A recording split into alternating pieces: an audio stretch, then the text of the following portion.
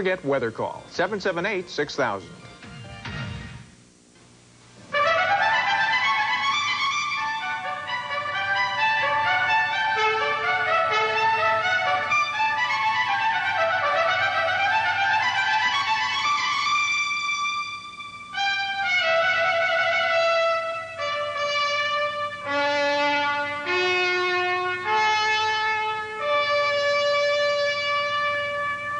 Good morning. I'm Charles Kuralt, and this is Sunday Morning. And there went February. This is the 1st of March. In southern Pennsylvania last week, I saw the first crocuses blooming beside the melting snow. And if the crocuses are up, can the candidates be far behind? That will be Bob Pierpoint's cover story subject this morning.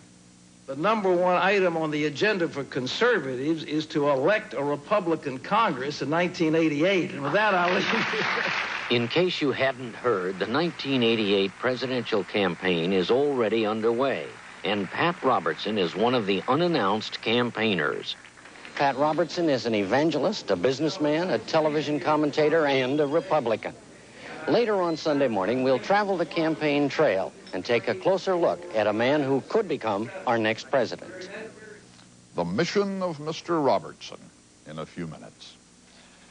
Leontine Price is retired from the rigors of opera, but in the classroom and on the concert stage, as Eugenia Zuckerman will remark happily this morning, we can still hear the lovely Song of Leontine.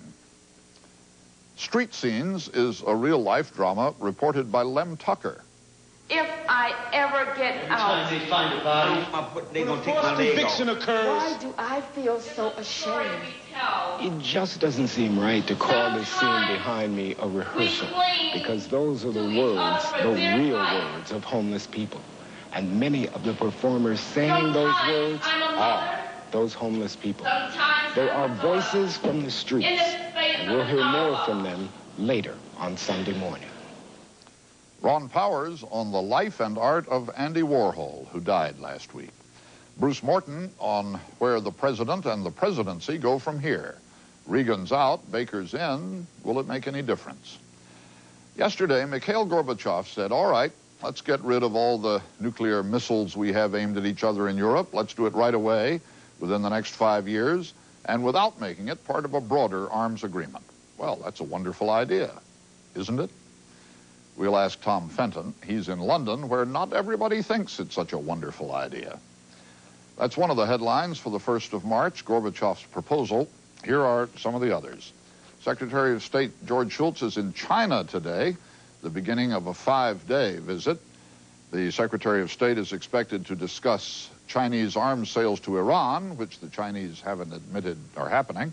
The Chinese are expected to voice their disapproval of United States arms sales to Taiwan. Shultz began his visit with a boat ride on the scenic Li River near the southern city of Guilin. Police in Korea raided 16 university campuses last night. The government spokesman says thousands of placards and leaflets and some gasoline bombs were seized. The raids were an effort to keep students from participating in anti-government protest marches scheduled for Tuesday. An early tornado cut a terrible 20-mile swath through south-central Mississippi yesterday. 7 people are known to have been killed. Almost 150 others were injured, and hundreds of houses were destroyed.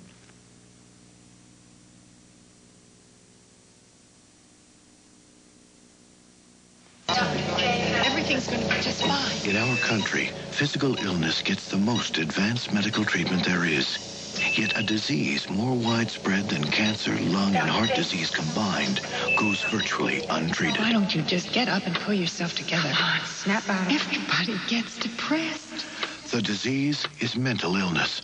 A disease so confusing, its symptoms are often misread and misunderstood. There's nothing wrong with him. All he needs is a good, swift kick in the pants. Enough is enough. So its victims wind up neglected, isolated. Why don't you talk to us? What is wrong? There is nothing more I can do for you. But mental illness is a medical illness. And like other medical illnesses, it can be treated. Once you learn to recognize the warning signs, learn to see the sickness. Learning is the key to healing. For an informative booklet, call the American Mental Health Fund. Hello, everyone. I'm Alex Trebek. If you're interested in finding out about the latest products and being able to buy them at substantially reduced prices in the comfort of your very own home, then you'll want to join me and my co-host Meredith McRae for a brand new TV show called Value Television. We send our shoppers out to find the best values for you, and all you have to do is pick up your telephone to order the products you want. VTV, Value Television. Watch it and save. Weekdays at 3, right here on Coin TV.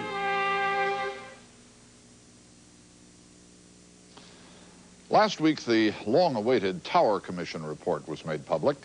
It placed blame for the Iran arms deal and its repercussions squarely on the shoulders of President Reagan and his staff. The commission found that the president didn't know what was going on.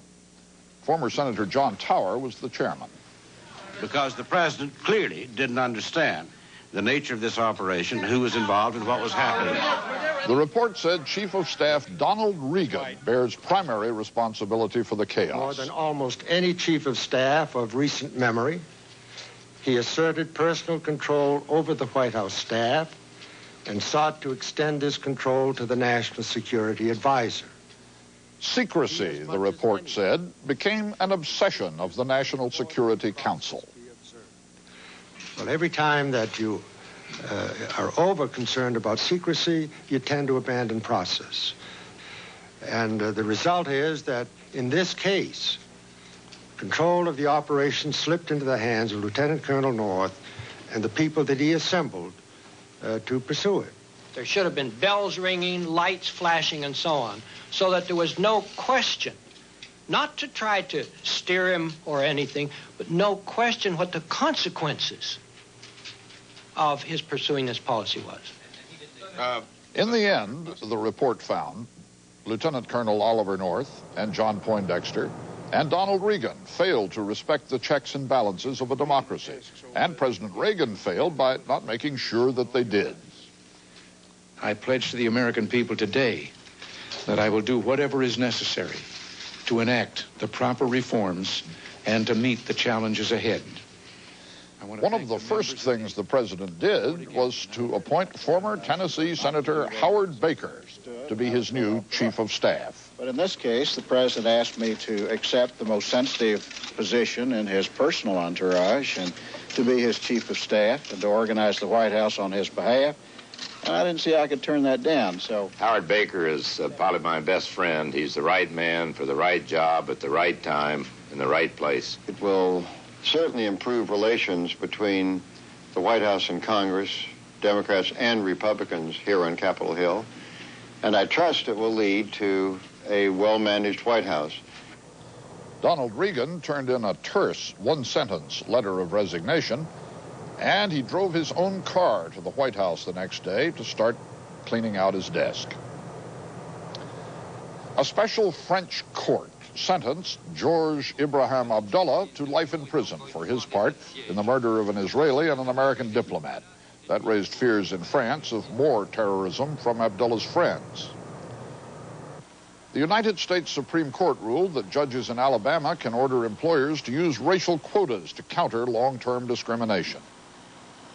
Well, I think it's a victory for affirmative action in Alabama and in the country as a whole. Chicago Mayor Harold Washington was victorious in his bid for renomination on the Democratic ticket. He beat former Mayor Jane Byrne. Welcome. My name is David Susskind. Tonight, an extraordinary show.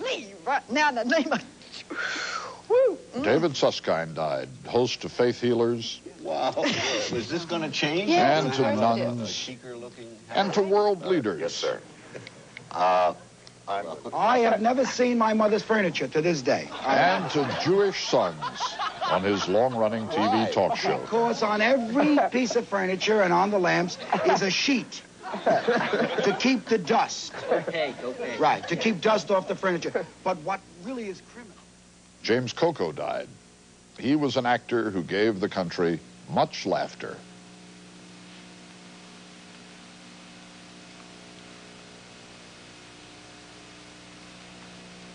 Thank you. That good beer. He's blind, all right. Those were my funniest faces.